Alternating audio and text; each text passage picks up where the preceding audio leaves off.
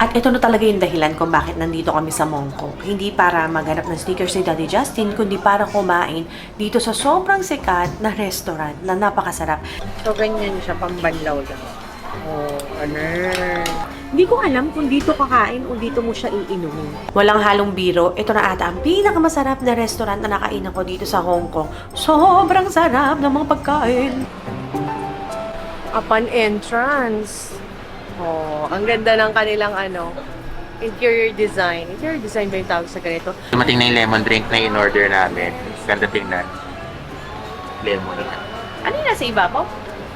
Parang tanglad. Ah. Dahon eh. Wala ako, dahon ng mais.